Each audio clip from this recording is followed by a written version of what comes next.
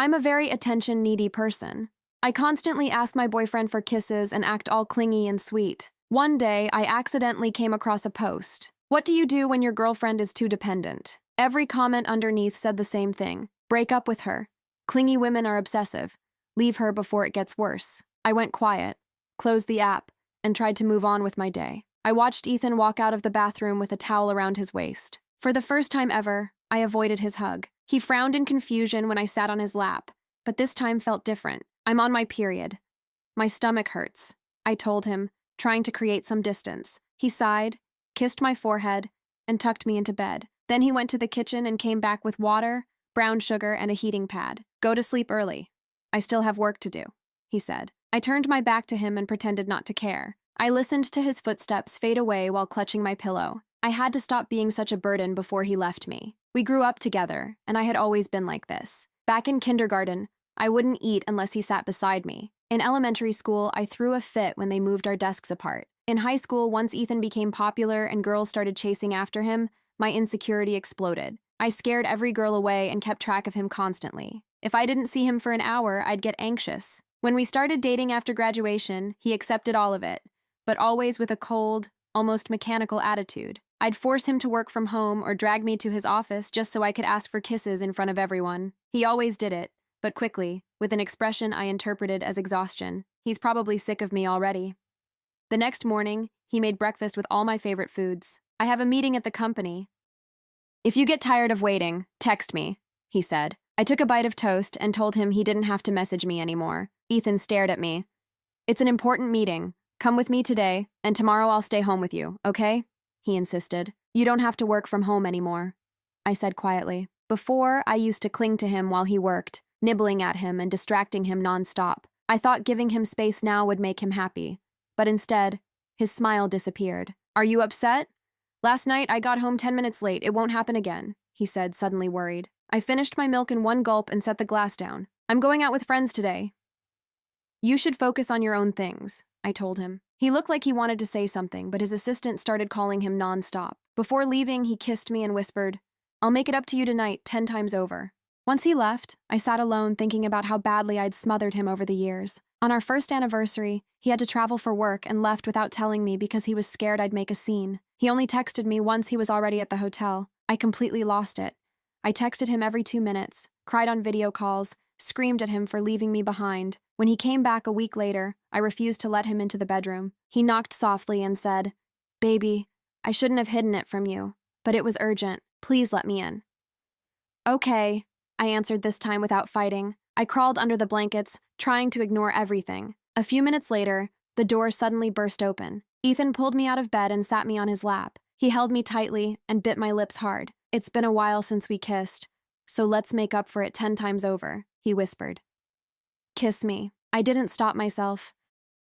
I left bite marks all over his body, but then his breathing turned uneven and his expression changed. He suddenly pushed me away and locked himself in the bathroom. At the time, I didn't understand what happened. Now I realize he must have been disgusted by me. I sat on the couch scrolling through that post again. The comments felt like torture. My girlfriend's the same way. Always wants attention. Men work hard all day and women still get mad if we don't baby them. My ex called me so much I almost got fired. My stomach twisted painfully. I was that girlfriend. I was about to become the ex. Suddenly, Ethan called me. I have a business dinner tonight. My partner's assistant is a woman, so I'm just letting you know in advance, he said. I remembered the advice from the internet and forced myself to answer calmly. You don't have to explain yourself anymore. There was a long silence on the other end. All right. I'll get back to work then, he finally said in a tone I couldn't understand. I thought he'd feel relieved.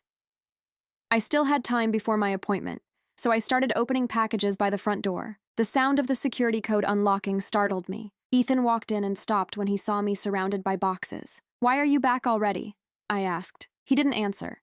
Instead, he grabbed me by the waist and kissed me so desperately it stole the air from my lungs. When he finally let go, I could barely breathe. What are you doing? I whispered. He brushed the hair away from my face. You looked at me like you pitied me earlier. Didn't you want a kiss? He asked. My eyes burned, but I stayed quiet. The forums said men got tired of arguments too. Ethan held me in his arms for a long moment. So, do you want one now? He asked softly. I shook my head. No, it's okay. He stayed there for a second, almost like he was waiting for something. I should go, he finally said. Go ahead, Ethan. I'll be home by 8, he told me, glancing back several times before leaving. My chest hurt. Normally, I would have drowned him in kisses before he even reached the door, but not today. Now he wouldn't feel suffocated anymore. I went to the nail salon afterward. The owner, Chloe, was always overly talkative, and today she looked at me strangely. Your boyfriend didn't come with you today? She asked. I told her he had a dinner meeting. Immediately, I remembered the time I cried over a broken nail, and Ethan paid thousands of dollars at the salon just to calm me down. I used to force him to sit beside me for hours while I got complicated nail designs done. Aren't you going to text him? Chloe asked after only 10 minutes. I froze. She laughed and reminded me that last time, when Ethan left for 2 minutes to buy tea, I'd already spammed him with messages. Even she thought I was unbearable. My mood dropped instantly, so she quickly changed the subject and offered me tea that her brother was bringing over. I accepted because my throat felt dry. About half an hour later, a guy walked into the salon. I went completely still when I saw him. It was Jason Miller. He recognized me immediately and smiled. Emma, is that really you? He was the guy from the classroom next door in high school, the one who used to sneak little notes into my locker. He stood there holding 2 cups of tea while staring at me. Jason remembered the notes Ethan used to intercept and throw away before I could even read them. It really is you, Jason said, his eyes lighting up. He handed one tea to Chloe, then gave the other to me. He told me he hadn't heard anything about me since graduation, and asked how I'd been doing. I'm good, I answered while accepting the drink. I had no idea you two were siblings. Jason sat across from me while Chloe worked on my nails. So, how's life? Still Ethan's shadow? He teased. I froze. Even he remembered me as the girl who couldn't survive without her boyfriend. It hurt. I remembered the forum comments again. Clingy women are exhausting. People grow up. We both have our own lives now, I said with a forced laugh. Jason looked genuinely surprised. I'm glad to hear that. Actually, would you maybe want to grab dinner sometime and catch up? He asked. Before I could answer, the salon door slammed open. The atmosphere turned tense instantly. I didn't even need to turn around to know who it was. Ethan stood there in his perfectly tailored suit, his tie loosened slightly, his eyes locked directly onto Jason with a possessive stare that made chills run down my spine. Ethan, it's only 6:30. Your dinner was supposed to last until 8, I said in surprise. He ignored me completely. He walked over and stopped right behind my chair, placing one firm hand on the back of my neck. His thumb slowly brushed against my skin, sending a shiver through me. The dinner ended early, he said in a low voice. I told you I'd be home by 8. I didn't want you waiting for me. Any other day, I would have wrapped my arms around his neck and complained about how much I missed him. I would have demanded a kiss right there in front of everyone. But men get tired of taking care of clingy girlfriends after work, so I stopped myself from hugging him. You didn't have to rush back, I said. I was talking to Jason. Do you remember him? Ethan's thumb stopped moving. The silence turned heavy. Jason? Ethan repeated coldly. The track team guy. The one who used to leave terrible poems in lockers. Jason immediately turned red and stood awkwardly. I was asking Emma out to dinner so we could catch up, he explained. She's busy, Ethan interrupted sharply while gripping my shoulder. Panic rose in my chest. I couldn't let Ethan control me like I was some helpless child. I had to prove I wasn't dependent on him anymore. Actually, a group dinner could be fun someday. Maybe another time, Jason, I said quickly, trying to sound casual. Ethan's grip tightened painfully for a second before he finally let go. He stepped back. In the salon mirror, I noticed his expression had gone completely blank. The anger in his eyes disappeared, replaced by an emptiness that scared me even more. Are you done yet? Ethan asked Chloe, completely ignoring what I'd just said. Chloe hurried to finish my nails, visibly nervous because of the tension. I paid, grabbed my things, and followed Ethan out to the car. We walked through the parking garage in silence. Normally, I would have held his hand the entire time and talked nonstop about random things, but today I kept my distance. I'm giving him space, I thought. He must feel relieved. Once we got into the Bentley, Ethan didn't start the engine right away. The streetlights cast shadows along his sharp jawline. His hands gripped the steering wheel so tightly his knuckles turned white. You don't ask about my schedule anymore, he said quietly. You don't hug me when I leave. And now you're making plans with guys who used to chase after you in high school. They weren't chasing me, Ethan. We were just talking, I answered without looking at him. All I wanted was for him to pull me into his arms, but I forced myself to stay strong. If I kept clinging to him, he would eventually leave me. "Who told you were annoying?" he suddenly asked. "No one," I lied. "I realized it myself. You work hard, and you don't need a girlfriend acting like a child begging for attention all the time. I'm trying to give you space." A bitter laugh escaped him, one I'd never heard before. He leaned back in his seat and ran a frustrated hand through his hair. "Space," he repeated, making the word sound ugly. "You're giving me space?" He stared out the windshield for a moment before speaking again. "Fine, if that's what you want." He started the car and accelerated hard enough to make me jump. The drive home felt unbearable. As soon as we arrived, I went straight to the guest bathroom to shower. I avoided our usual routine of talking while he shaved. When I came back out, Ethan was sitting on the edge of the bed staring at the floor. His hair was still wet, making him look strangely vulnerable. I wanted to throw myself into his arms and kiss him. Instead, I climbed into bed and turned my back toward him. "Good night, Ethan." He switched off the light. Normally, I'd curl against his chest and he'd hold me so tightly I could barely breathe. Tonight, there was only cold emptiness between us. I cried silently into my pillow. The internet was right. This was what he preferred. What I couldn't see in the darkness was Ethan lying awake beside me, staring at the ceiling with clenched fists and uneven breathing. The following week was torture. I stopped visiting his office and signed up for pottery classes just so I wouldn't wait for him at the door like some loyal dog. But the apartment felt frozen.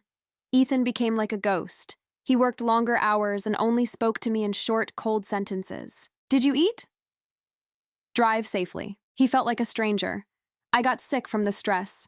I barely ate, and dark circles appeared under my eyes. Thursday night, I was sitting on the floor folding laundry when Ethan came home. He looked exhausted, carrying his suit jacket over one shoulder. "You're home already?" I asked softly without looking up. He stood there watching me. For a brief second, I saw desperation in his eyes before his usual calm expression returned. "I have a flight to Seattle tomorrow morning," he said. "There were problems with an acquisition deal. I have to stay there for 5 days and clean up the mess." 5 days. Normally, I would have caused a scene. I would have clung to his legs crying or begged him to take me with him. Instead, I swallowed the knot in my throat and nodded. "Okay. Tell me what clothes you want me to pack." Ethan dropped his briefcase onto the hardwood floor with a loud thud. Then he slowly walked toward me. The air suddenly felt heavy.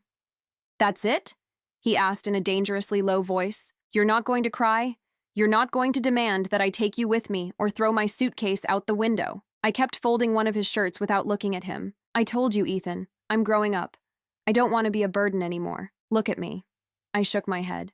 I knew if I looked at him, I'd break down instantly. I stood up quickly to go pack his luggage, but he grabbed my wrist before I could leave. It didn't hurt, but he wouldn't let go. He pulled me against his chest and buried his face in my neck, inhaling shakily. "Emma," he whispered. My heart felt like it was going to explode. I wanted to wrap my arms around him and never let go again, but my fear convinced me he only pitied me now, so I gently pushed him away. "You need sleep. Your flight leaves early." Then I walked out and left him alone in the living room. The next morning, he left before I woke up. He didn't even kiss me goodbye. All he left behind was a note on the nightstand. "Flight leaves at 8. Lock the doors properly." I stared at the paper and cried. It felt like he was already removing me from his life, little by little, and when he came back, he'd probably ask to break up. Friday and Saturday were miserable.